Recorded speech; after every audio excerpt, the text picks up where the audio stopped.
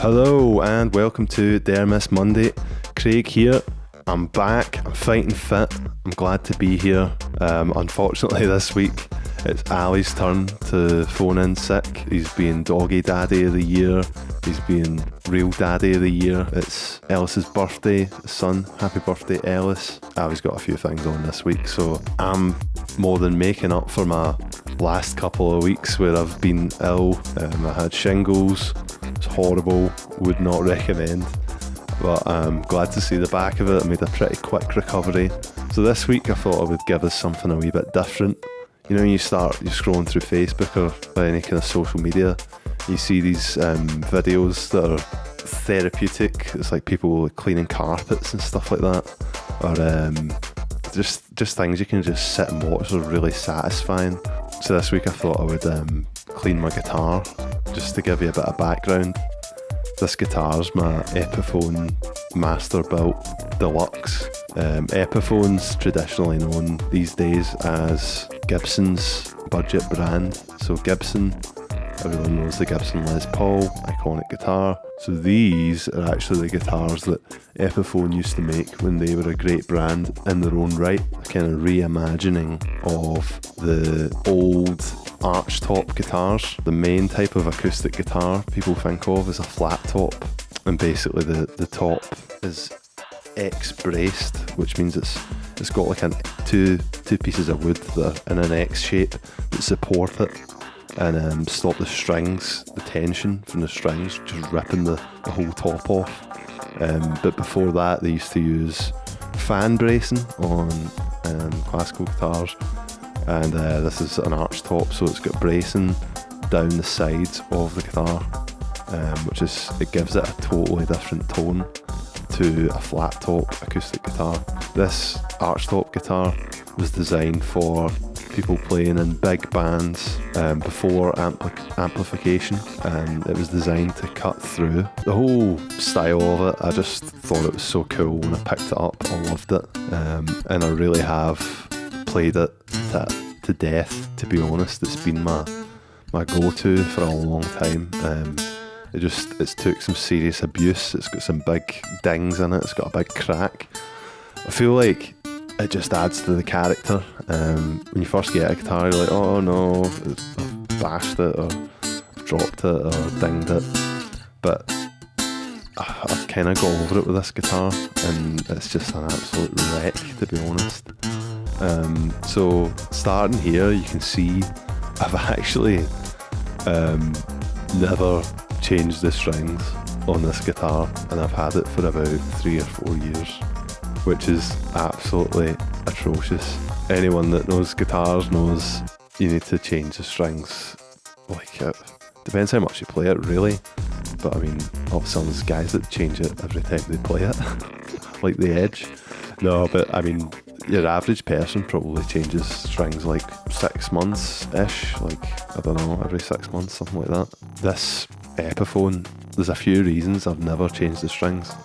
One of them is because by the time it got to changing the strings, the fretboard was disgusting already. And I do wash my hands before I play the guitar, believe it or not. I'm looking at the grime that's on this now after all this time. Another reason is, if you want to clean the fretboard, this is the problem with this guitar, you need to take all the strings off, and it's got a floating bridge, which means that the bridge piece that positions the strings down the bottom, that isn't secured by anything. It's only secured by the tension of the strings, which means you need to re-intonate it pretty much every time you want to take all the strings off. So as you can imagine, it's been sounding as bad as the fretboard looks, to be honest.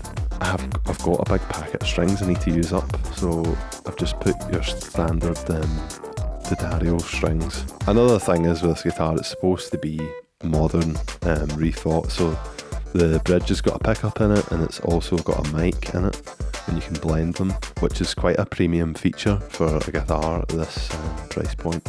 It's maybe not the best way to do it, but I've always used a loyalty card like this to clean the fretboard. It just gets right in there without really damaging anything. Next, I just give the guitar just a wipe down with a damp cloth, and then after that, I use some alcohol. It's actually, I don't drink, but I've got a wee bottle of Smirnoff. Shocking. Use that on the cloth basically, and just that helps dissolve any of the rubbish that's left over on the fretboard. Also, a thing I like to do is just give it a wee hoover. It's just the most efficient way to soak up all the mess. And there's like obviously all the wee bits that you can't get to when the strings are on. It's not so bad, this guitar, because of the floating bridge is so high, but there's always wee bits you can't get to, so it's nice to get in about all those wee dusty bits that just build up. One thing I did do, which is a pro tip for anyone not sure how to set up a floating bridge, was I just used the dust. I didn't wipe the floating bridge, I just used the dust there to position the bridge again when I was restringing it. One thing I will say is, as soon as I restrung this guitar and it was settled out, I was like, man, I should have done this blooming ages ago, because it sounds absolutely brilliant. I don't know if the way I've recorded it is maybe doing it that much justice, because I've just plugged straight in, no EQ, no compression, no nothing. It's just purely me playing. So if you are interested in an Epiphone Deluxe, this gives you an idea of what it's like.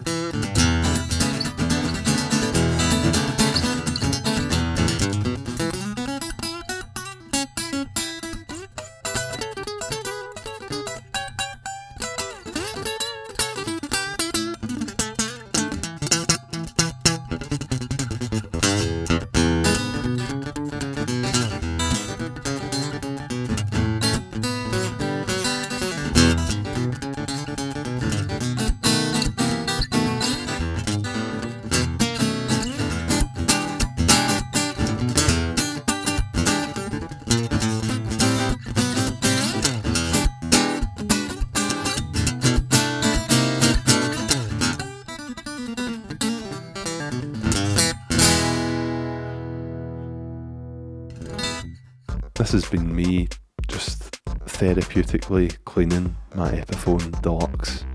I hope you've enjoyed watching this wee video. I just thought it would be something a wee bit different. Be sure to check out the album if you've not heard it. I know obviously it goes without saying, but if you did enjoy this video, give us a wee like, drop us a comment, let us know what you think, and we'll catch us again next week. And a wee thumbs up wouldn't go wrong either. I've been Craig. See ya!